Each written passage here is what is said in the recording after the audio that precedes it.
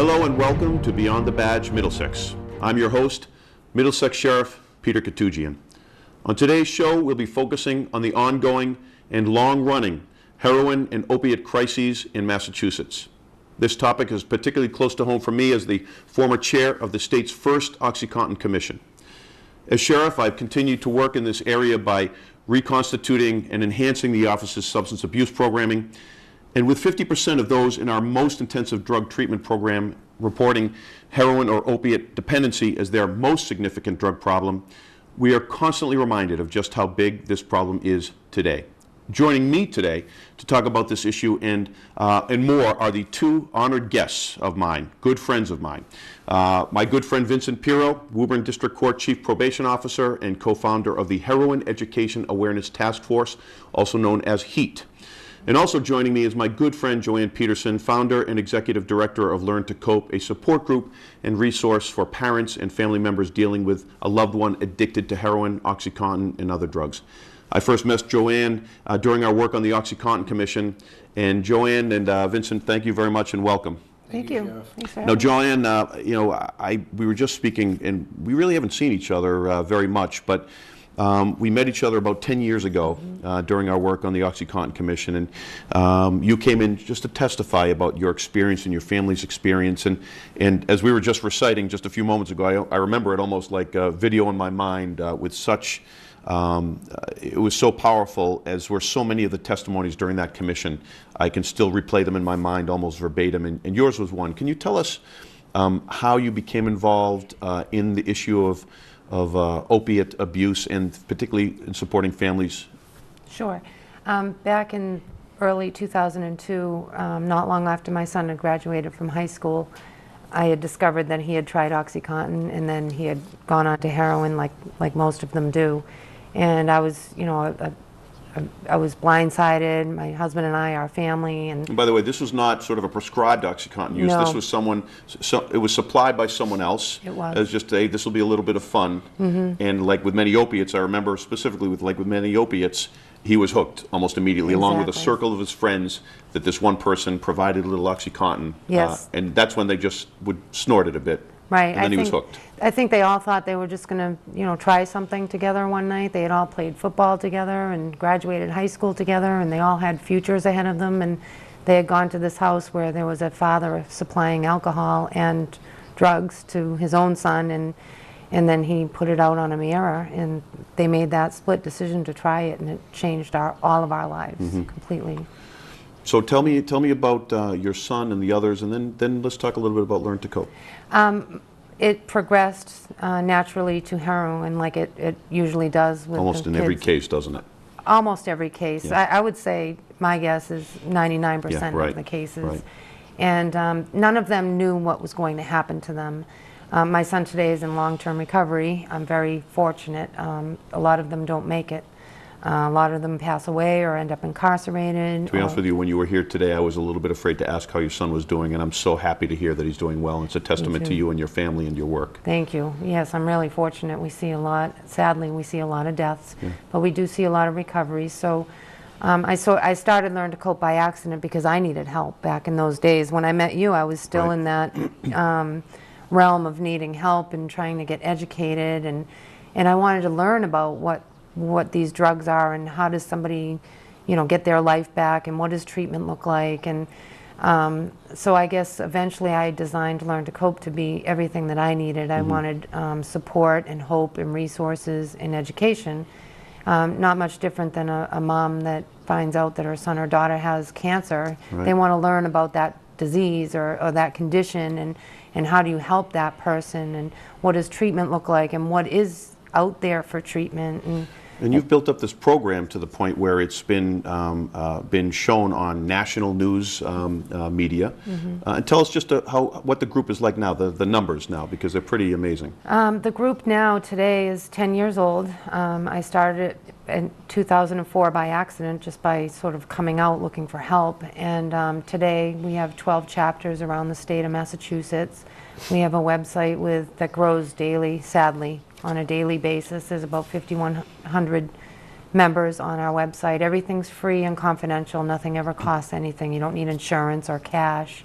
We're there just to educate each other and help each other. At our meetings, we have guest speakers that are either in the field of addiction or people in long-term recovery. We have drug tests at the meetings, so when newcomers come and they're not real sure what's going on, we have drug tests there. We give out resources and just education and support. That's great. And over 5,000 people part of the organization now, and growing, as you said, sadly. They're from all over the country, Right. mainly Massachusetts, but with the national attention, we have people that get on that website that really don't have any support in their areas. Some of them live in really rural areas, Right. and they don't have that support, so they get it on our website, so we're constantly educating each other. Great. And Vincent Piro, you're the Chief Probation Officer in Woburn. You've been active on this issue. You started up the organization called HEAT. You're also a proud alum of the Middlesex Sheriff's Office. You worked with us for a few years. And I won't say you went on to bigger and better things because I'm pretty proud of our office, but you went on to do great things. Can you tell us a little bit about HEAT and your experience with HEAT and what you do there? Sure. Well, HEAT, as you said, Heroin Education, we're in this task force, Sheriff. We founded ourselves in 2005, myself along with Probation Officer Mike Higgins, who basically, in his line of work as a probation officer at the Woburn District Court, which we consider a community court, neighborhood court. We cover 7 towns. We were faced with the frustrations of finally getting that addict to the point that they wanted help. And, you know, we always say you want to strike while the iron's hot. Unfortunately, we've had a couple of situations during the day, 4 or 5 hours on the phone, repeated phone calls to treatment programs, and at the end of the day, there's no bed. That being said, we'd send them home, emergency room, other options in play, and certain individuals never made it back to our desks. We felt as though we were failing in that part of getting them into the treatment process. So Mike Higgins and I started the Heroin Education. We're in the task force, which is a twofold mission of education and treatment. We didn't want to just say, hey, this is what might be going on. Right. We wanted to have the treatment set up as well. We've been blessed with some political allies, Senator Tolman, Senator Bobby Haven, who helped us get off the ground. But we're funded by Bureau of Substance Abuse Services, the former director, Mike Botticelli, and now the current director is Hillary Jacobs, and they do a remarkable job, you know, getting us the treatment resources that we need. And what we basically serve is the parents, okay? We serve the parents, we serve the probationers, we assist the court, but we more so assist our community in referrals to long-term treatment is a hopeful goal. And I got to say, Woburn wouldn't be one of the places you'd say has an epidemic, although, you know, tell us, because we know it's going to go on there, but it's not one of the first places we'd think of. And why is it that you started out of Woburn? Well, you know, off of Joanne's point, it doesn't discriminate. Heroin does not discriminate. It doesn't matter what class you're in. We are basically, you know, a suburb of Boston. But we always say we're 20 minutes from every drug haven, you know, not to name them out of respect. Right. But 20 minutes away, where there's a highway, there's heroin. Right. Okay, so Woburn, a working class community, and a lot of these are good kids. They're just basically sick, and they either got turned on to the disease. You know, no one wakes up and says, I want to put a needle in my arm. Right. Okay, they start off, whether it be a doctor's script or, like Joanne said, someone just provided it to them. We had a lot of, back in 2005, we had a lot of young girls that were getting turned on to the oxys and eventually to the heroin by a group of young boys who they thought it was the thing to do, and we had no idea what was coming to us. And then, but you stepped forward, and there's really, I mean, you're one of the premier programs, if not the premier program. I mean, I've spoken at your conferences. I mean, I've seen people speak. I've seen people weep.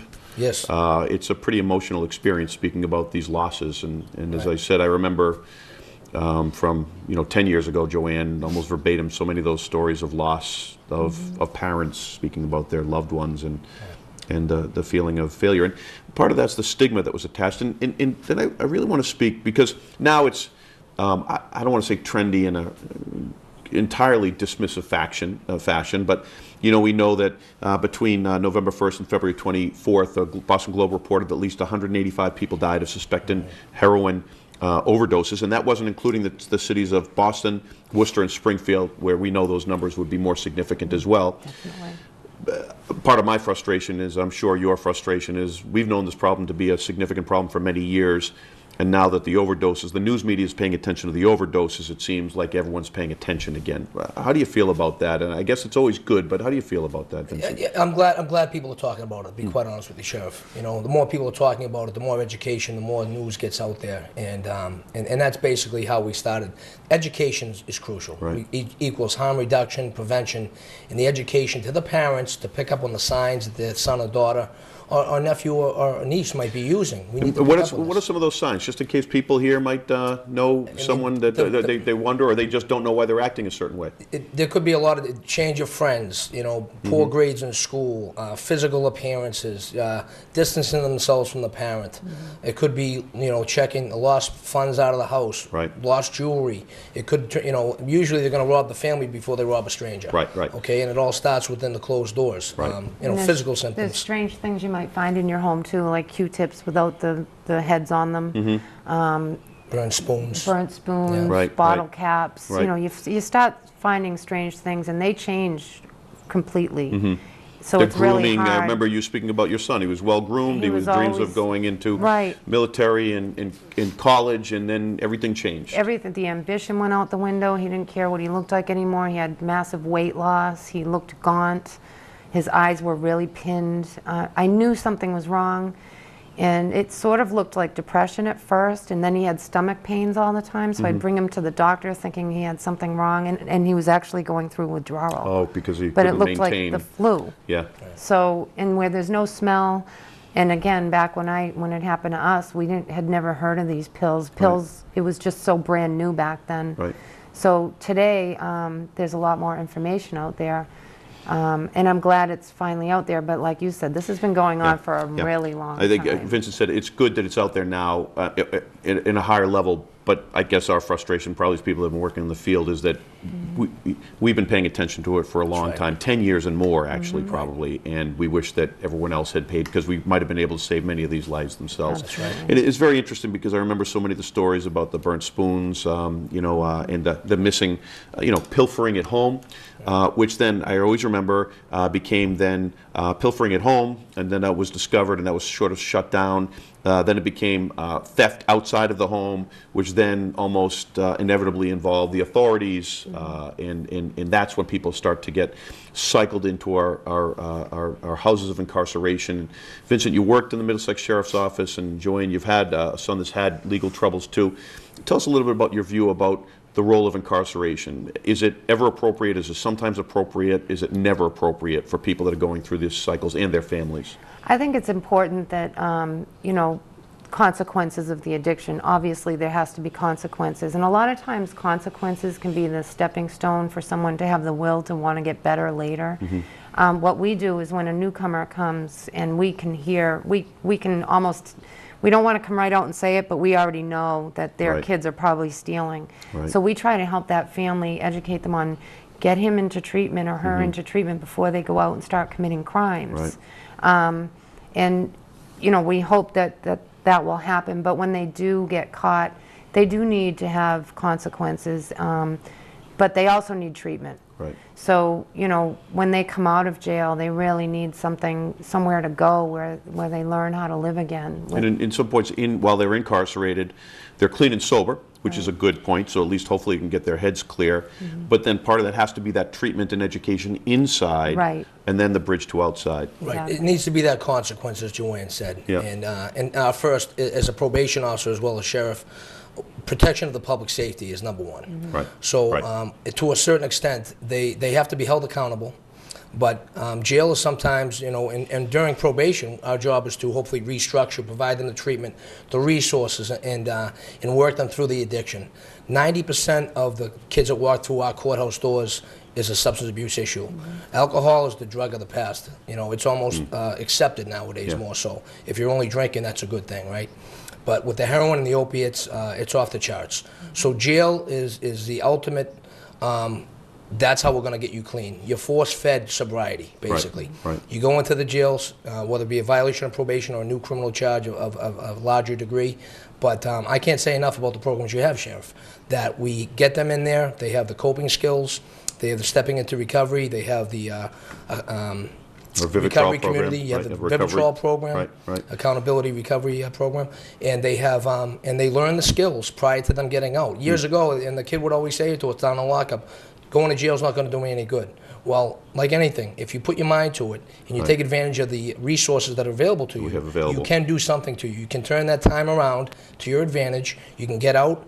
You set up with Mass Health. They have Vivitrol shots upon release. Right. And then some of these kids on work release are getting jobs while they're incarcerated. And that's really important. I think, and I think it was, I didn't truly understand the idea of medication-assisted treatment until I became sheriff. And we all know about the issue of methadone and Suboxone, and I always hated the idea of those. I've come to appreciate them in a different way. Now, that's something we can't use in our facility because you can actually get a high from them if you're, particularly if you're cleaner and more sober for a period of time.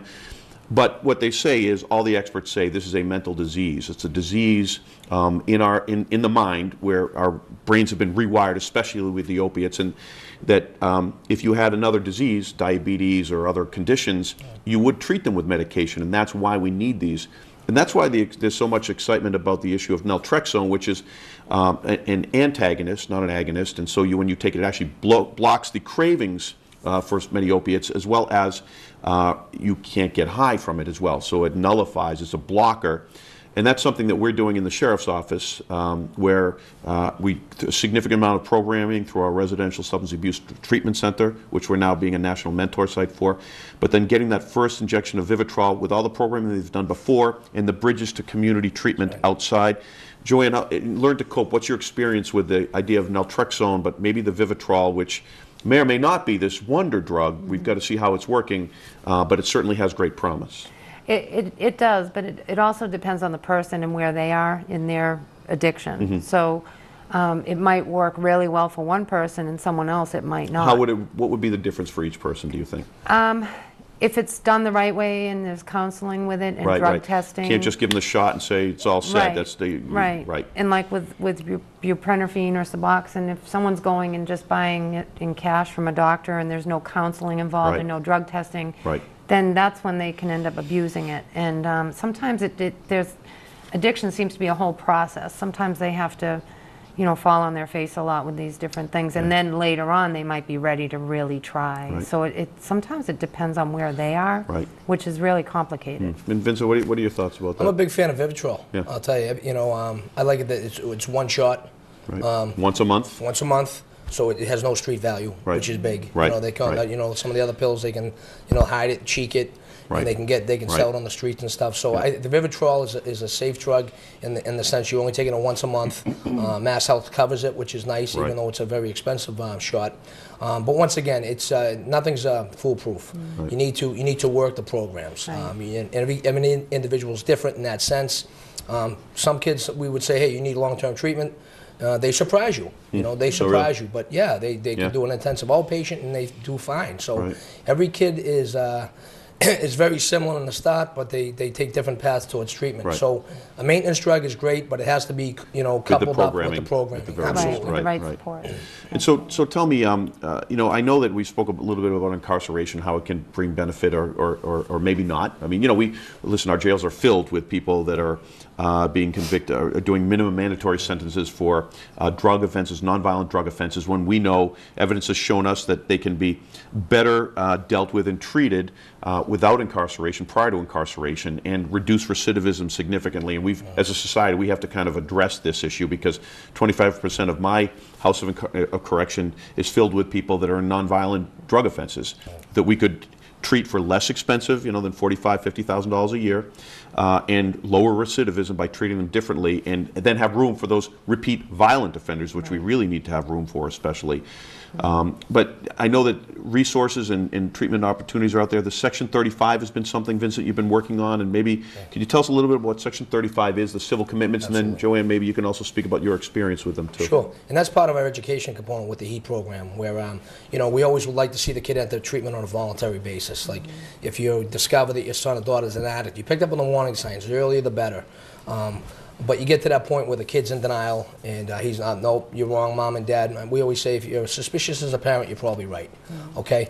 But when you get to the point where the kid is not voluntary towards your treatment request, Section 35 under Chapter 123 in the district court level is a civil commitment that any parent can petition their son or daughter.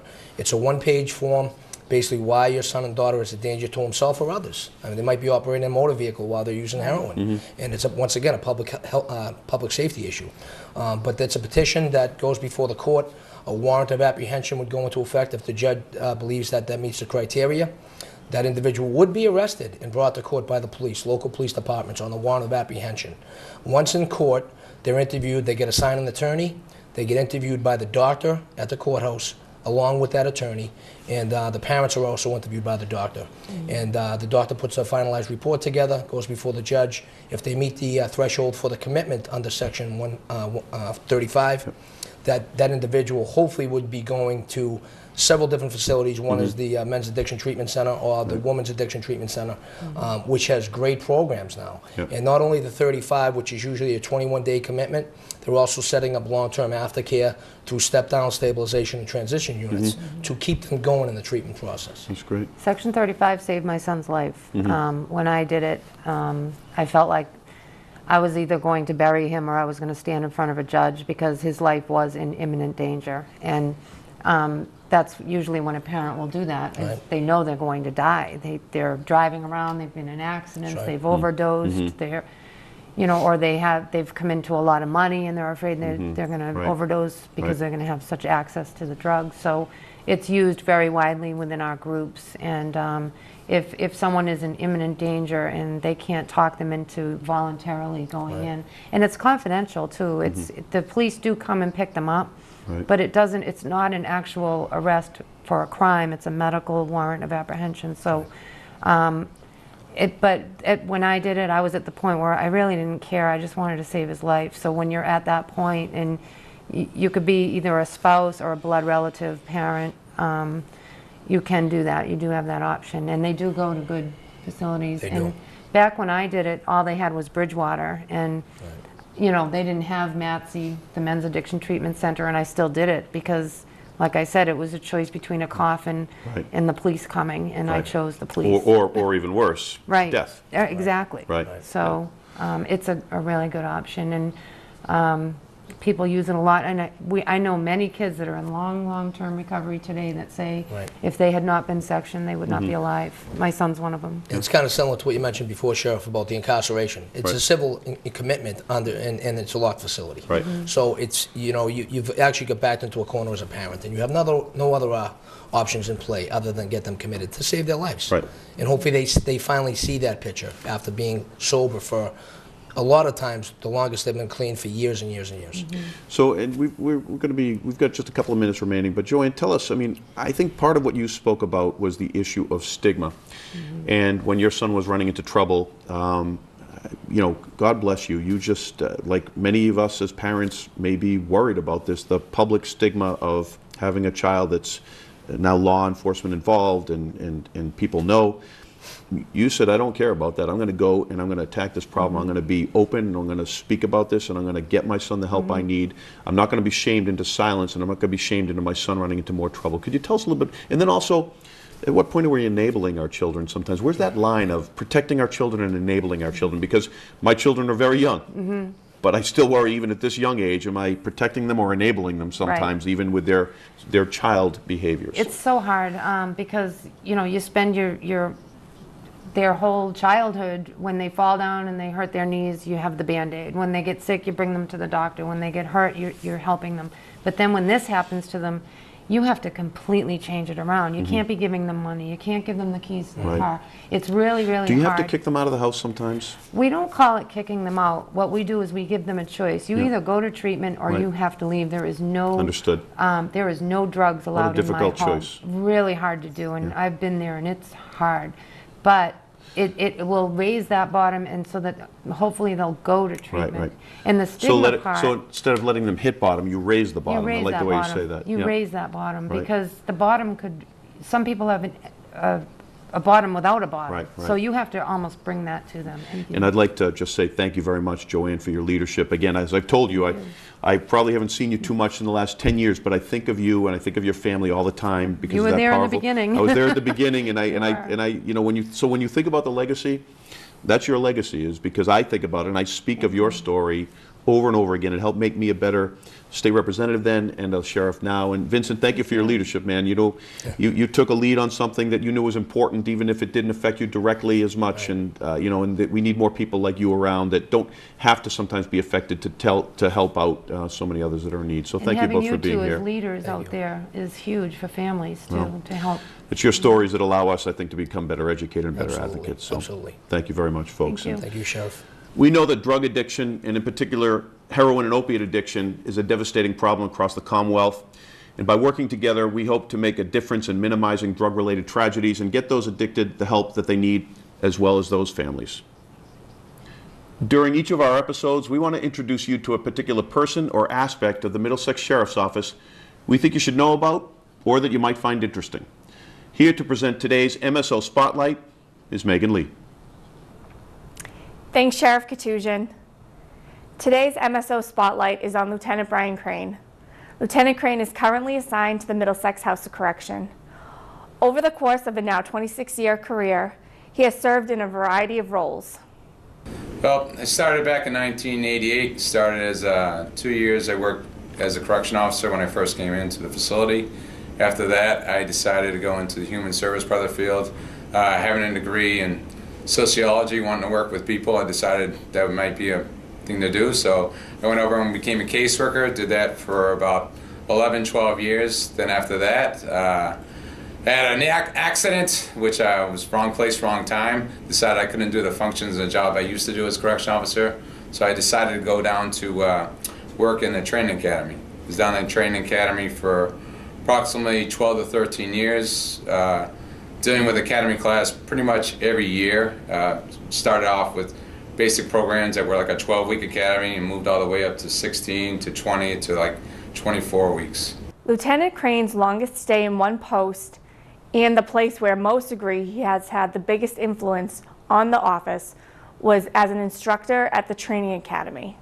I was a certified instructor in defensive tactics, physical fitness instructor, the PT, with the Cooper Institute. So that was some of the main things. I've had some classes, negotiations, and just all the basic correction officers, you know, skills as far as working inside and then dealing with some caseworking opportunities. One aspect of the job that Lieutenant Crane stressed as an academy instructor and continues to preach as a line officer is teamwork. When you work with this job, you're always going to be outnumbered. You come in, you might be in a day room, and there might be you or another officers with about 100 to 150 inmates. So if you don't have a team, you're in a really bad situation. So the first thing you need to learn working with the corrections is knowing how to work as a team. And once you learn that aspect, it makes everything a little bit easier. Beyond the walls of the House of Correction, Lieutenant Crane has long had a passion for running. As an athlete and a coach, it is an important part of who he is, having completed his 25th Boston Marathon last year. 89 was my first year that I running consecutive. Hopefully I'll be there again this year. I'm training for it right now, a couple weeks away. And it's been a big part of my life. I started running at the age of 10 and continue to run. And now I'm actually too old to be really competing anymore, so now I'm on the other aspect. So when you get too old to compete, you start to coach. So that's where I'm at now. So I currently coach at Chelmsford High. I've been there since 1999. Have a great bunch of individual kids. It's great to watch those kids develop, just it was like it was with the training academy. Back to you, Sheriff. Thank you, Megan, for that great MSO spotlight. And thank you to Lieutenant Crane for his time. Lieutenant Crane truly represents what's best about the Middlesex Sheriff's Office. And thanks to all of you for joining us in this episode of Beyond the Badge Middlesex. I hope you'll join us in future episodes, but until then, please remember that life is full of choices. Please make good ones.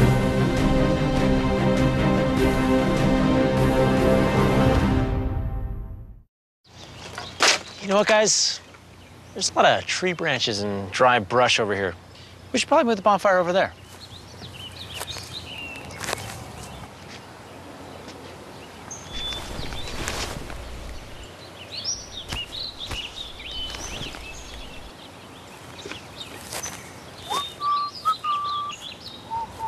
I'm guessing Smokey liked that idea.